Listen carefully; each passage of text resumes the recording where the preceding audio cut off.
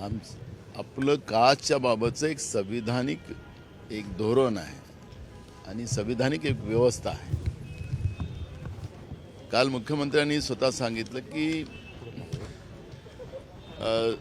समजा कास्टचं जसं एक कुणबी आहे आणि त्याला आपण मराठा, मग तिकडे त्याच्या आजोबा पण मराठा असेल तर ती कास्ट बनू शकत नाही, तशा याच्यावर गुन्हा दाखल केला जाईल। हे काल माननीय मुख्यमंत्र्यांनी पण आपल्या भाषणामध्ये विधानसभेत सांगितलेलं आहे। त्यामुळे जरांगे पाटील काय मागणी करते हा विषय आज नाही। मूळ प्रश्न आहे की आरक्षणाच्या प्रश्नामध्ये जी भूमिका काँग्रेसने घेतली, आम्ही पण काल ती विधानसभेत मांडली की जातीनिहाय जनगणना हाच आरक्षणाचा एक पर्याय आहे। पण भाजपचं मूळ असलेलं संघ त्यांनी कालच जातीनिहाय जनगणनेचा विरोध केला।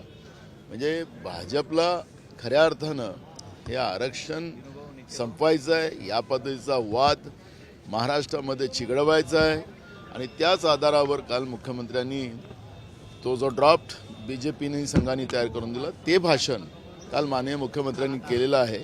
त्यामुळे जरांगे पाटील काय म्हणतो हे महत्त्वापेक्षा आमची संविधानिक व्यवस्था ही सगळ्यात महत्त्वाची आहे। त्यामुळे त्या पद्धतीची ही कारवाई व्हावी ही भूमिका काँग्रेस पक्षाची आहे। ओबीसी मधून आरक्षणाची मागणी न करता मराठा समाजाने आर्थिक दुर्बल घटकातून मागणी करावी असं चंद्रकांत पाटील म्हणतात। माझा मूळ प्रश्न तोच आहे ना, आखरी याला थर्मामीटर जो असतो आर्थिक, शैक्षणिक आणि सामाजिक जे दुर्बल असतात त्याला जातीनिहाय जनगणना हाच पर्याय, त्याला दुसरा पर्याय नाही। ही जी शिंदे समिती बनवून हे फक्त कुणबी प्रमाणपत्र आहे का हे तपासण्याचं काम जे केलं जातं हे थातुरमातुर व्यवस्था आहे। खऱ्या अर्थानं परमानंट या पद्धतीचा सोल्युशन काढायचं असेल सरकारला, आणि नुसतं मराठा आरक्षणाचंच नाही बोललेत मुख्यमंत्री, अनेक जाती महाराष्ट्रामध्ये आरक्षणासाठी प्रतीक्षित आहेत, त्यांचे आंदोलन चालू आहे, त्याही जातीला आम्हाला आरक्षण द्यायचं आहे असं मुख्यमंत्र्यांनी म्हणालेत। याचा अर्थ या सगळ्या पर्यायाला एकच आहे तो पर्याय, आणि तो संविधानिक पर्याय जो आहे तो जातीनिहाय जनगणना आहे, सरकारने करावं आणि हे सगळे सोल्युशन त्याच्यातून बाहेर येतो आणि महाराष्ट्र ही जी आग महाराष्ट्रामध्ये लावण्याचं काम सरकार करते ते आपोआप थांबते। आज दिल्लीवारी आहे, आज मुख्यमंत्री आणि दोन्ही उपमुख्यमंत्री अमित शहाची भेट घेणार आहे।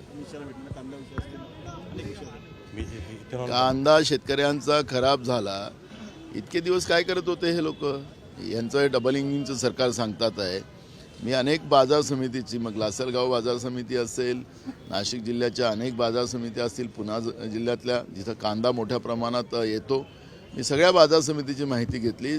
4-4, 5-5 दिवस शेतकऱ्यांचा कांदा ट्रॅक्टरमध्ये, गाड्यामध्ये भरला राहिला, तो खराब झाला, त्याचं नुकसान भरपाई कोण देणार? हे सरकार शेतकरी विरोधी आहे, भाजप शेतकरी विरोधी आहे, हे स्पष्ट होते आहे। त्याच्यामुळे हा दिखावा, त्याच्यासाठी नाही, काहीतरी दुसरी हाजरी असेल, अजून महाराष्ट्रातून आता डायमंड उद्योग गेलं, अजून काही उद्योग पाठवायचं असेल त्याच्याबद्दलचा विचारविमर्श करायला ते चालले असतील असं आम्ही म्हणू। जे उद्योग बाहेर गेले त्याचा पूर्ण अहवाल आज सरकार मांडणार आहे, कोणते उद्योग आहेत, कोणते उद्योग बाहेर? कशाला महाराष्ट्राच्या जनतेच्या जखमेवर मीठ चोळायला सरकार निघालेलं असेल? तुमचं पाप आहे, तुमचं पाप तुम्ही करताय हे जनता समजत आहे। केंद्रामध्ये बसलेले जी गुजरात लॉबी आहे त्या लॉबीच्या आधारावर महाराष्ट्रातले उद्योग गुजरातमध्ये चाललेले हे स्पष्ट आहे। त्यामुळे ही नौटंकी सरकारने करू नये। देश विदेशातील प्रत्येक घडामोडींचे लाईव्ह अपडेट मिळवण्यासाठी आता साम टीव्हीच्या सर्व सोशल मीडिया प्लॅटफॉर्मला लाईक, फॉलो आणि सबस्क्राईब करा। तसंच सर्व नोटिफिकेशनसाठी बेल आयकॉन प्रेस करायला विसरू नका।